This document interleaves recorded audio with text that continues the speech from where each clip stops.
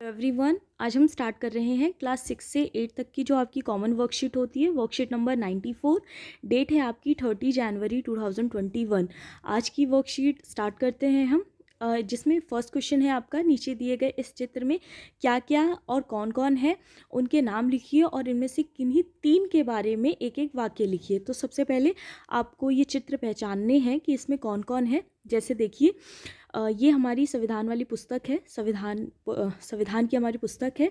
फिर ये जो है हमारे, ये राजेंद्र प्रसाद हैं, इन्हें देखिए आप, ये जिन्होंने कैप ऐसे टोपी से पहन रखी है यहाँ पर, ये हमारे पंडित जवाहरलाल नेहरू हैं जो हमारे देश के प्रथम प्रधानमंत्री थे। राजेंद्र प्रसाद हमारे प्रथम राष्ट्रपति थे। उसके बाद ये जो बुक दे रहे हैं ये हमारे डॉक्टर भीमराव अंबेडकर हैं जो कि संविधान के जनक माने जाते हैं हमारे। ये आपकी संसद है, ठीक है, संसद भवन। इसके अलावा यहाँ पे जो लास्ट में एक व्यक्ति आपको दिख रहे हैं ये हमारे मौलाना अब्दुल कलाम आज़ाद हैं, ठीक है। इसके बाद यहाँ पे आपको किसी भी 3 के बारे में कोई भी एक एक वाक्य लिखना है। जैसे सबसे पहले आप राजेंद्र प्रसाद के बारे में लिख सकते हैं कि वो भारत के प्रथम राष्ट्रपति थे। आप पंडित जवाहरलाल नेहरू के बारे में लिख सकते हैं कि वो भारत के प्रथम प्रधानमंत्री थे। संसद भवन के बारे में आप लिख सकते हैं कि संसद भवन में भारत की संसदीय कार्यवाही होती है। इसके अलावा आप डॉक्टर भीमराव अम्बेडकर के बारे में भी लिख सकते हैं कि वो भारतीय संविधान के जनक माने जाते हैं, ठीक है। उसके बाद सेकंड आपको क्वेश्चन दिया गया है कि नीचे दिए गए गीतों में से आपने कौन कौन से गीत सुने हुए हैं, उनके आगे या उन पर सही का निशान लगाइए। तो इसमें से ऐसे कौन कौन से सॉन्ग हैं जो आपने सुने हैं, उसके आगे आपको सही का निशान लगाना है। मुझे लगता है आपने सारे ही सुने होंगे, जैसे कि सारे जहाँ से अच्छा, तो मतलब हमेशा ही गणतंत्र दिवस पे या हमारे स्वतंत्रता दिवस पे बचता है। अब तुम्हारे हवाले वतन साथियों आपने सुना ही होगा, ए मेरे वतन के लोगों सुना होगा, ये देश है वीर जवानों का सुना होगा, मेरा रंग दे बसंती चोला, कभी ना कभी आपने इस पे डांस ज़रूर किया होगा, ए मेरे प्यारे वतन, ठीक है।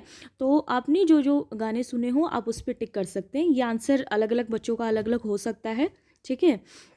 उसके बाद क्वेश्चन थर्ड है आपका कि ये सभी गीत किससे जुड़े हैं। नीचे दिए गए विकल्पों में से सही विकल्प के सामने तिरंगे का छोटा सा चित्र बनाइए। ध्यान दीजिएगा, सही विकल्प एक से ज़्यादा भी हो सकते हैं। तो हमारे जो देशभक्ति गीत होते हैं वो किससे जुड़े होते हैं, देश प्रेम से जुड़े होते हैं, ठीक है। तो देश प्रेम के आगे आप इस तरह से एक झंडा बना देंगे छोटा सा, बिल्कुल, ठीक है। इसके अलावा इंडिया से जुड़े हुए हैं, बिल्कुल आप इसके आगे भी झंडा बनाएंगे, ठीक है। देश प्रेम के आगे, भारत के आगे। इसके अलावा देश की बुराई से तो बिल्कुल नहीं, चोरी से बिल्कुल नहीं, बेईमानी से बिल्कुल नहीं, और देशभक्ति से। तो यहाँ पे भी आपको एक छोटा सा प्यारा सा झंडा बनाना है, ठीक है। फोर्थ क्वेश्चन है, क्या सिर्फ देशभक्ति गीत गाना या सुनना ही अपने देश से प्रेम करना है।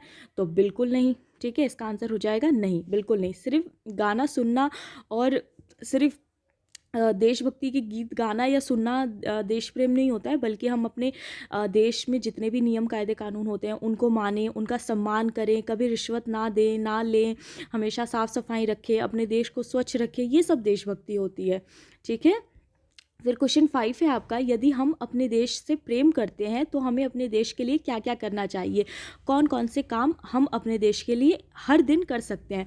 तो जैसे हमें संविधान के नियमों का पालन करना चाहिए, जैसे कि बहुत से लोग रिश्वत वगैरह देते हैं छोटे छोटे काम के लिए, तो ऐसी चीज़ें नहीं करनी चाहिए। हमें अपने घर के आसपास सफाई रखनी चाहिए, ठीक है, क्योंकि जहाँ पर स्वच्छता होती है वहीं पर स्वास्थ्य होता है। तो सभी लोगों का स्वस्थ रहना भी बहुत ज़्यादा ज़रूरी है, और अपने देश को अच्छा रिप्रेजेंट करने के लिए हमें हमेशा अपने आसपास सफाई रखनी चाहिए।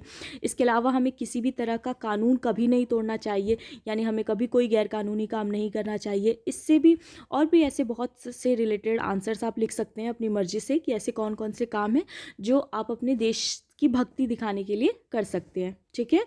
तो ये थी आज की आपकी छोटी सी वर्कशीट। आई होप आपको अच्छी लगी हो। Thank you so much.